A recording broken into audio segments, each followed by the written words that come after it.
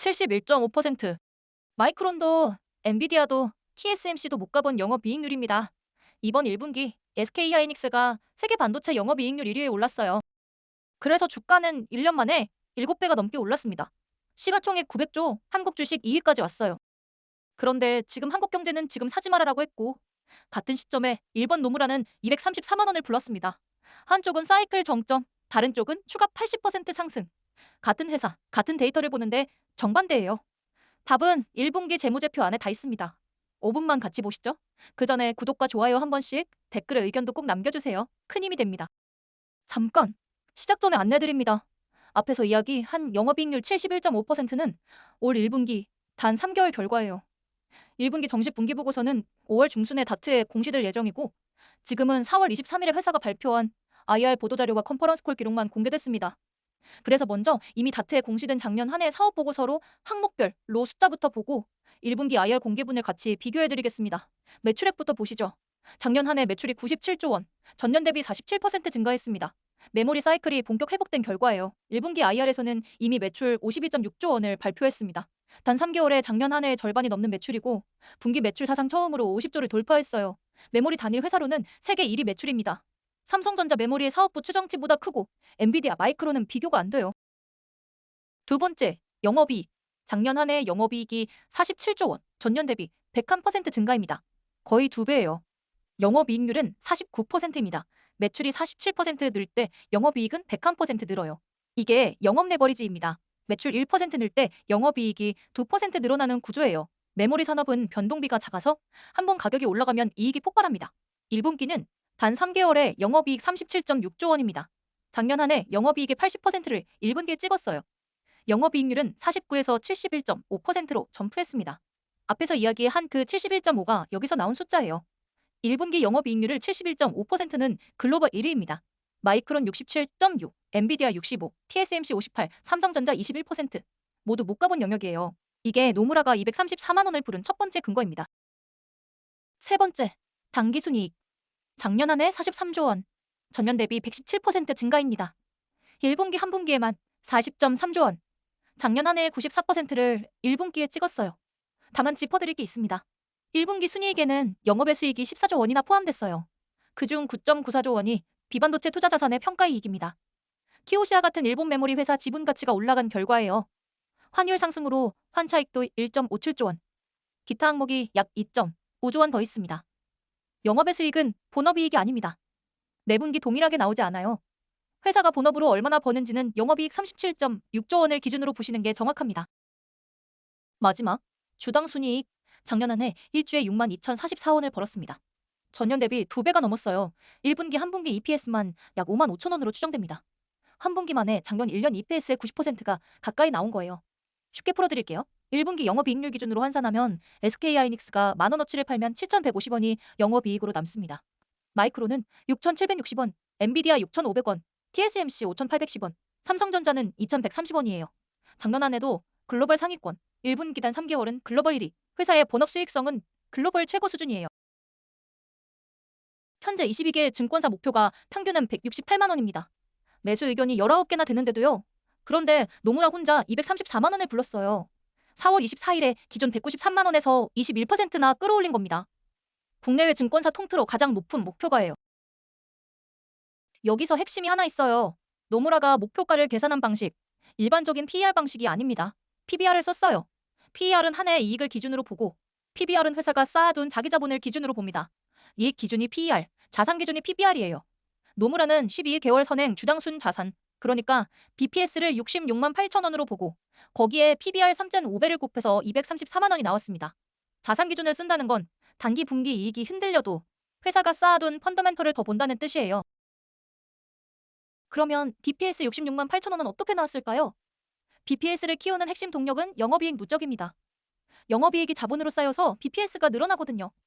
노무라는 2026년 영업이익을 256조에서 279조로 9% 올렸고 2027년은 379조까지 봤어요. 이 상향이 BPS를 끌어올린 첫 번째 이유입니다. 거기에 HBM 시장 점유율도 가정에 들어갑니다.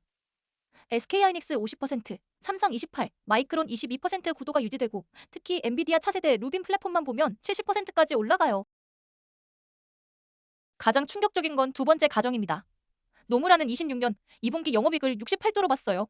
1분기 37.6조 대비 플러스 79%, 두 분기 만에 분기 영업이익이 2배 가까이 됩니다. 가능한 시나리오일까요? 세 번째 가정은 환율입니다. 노무라는 27년 말 원달러를 1270원, 28년 말은 1220원으로 봤어요.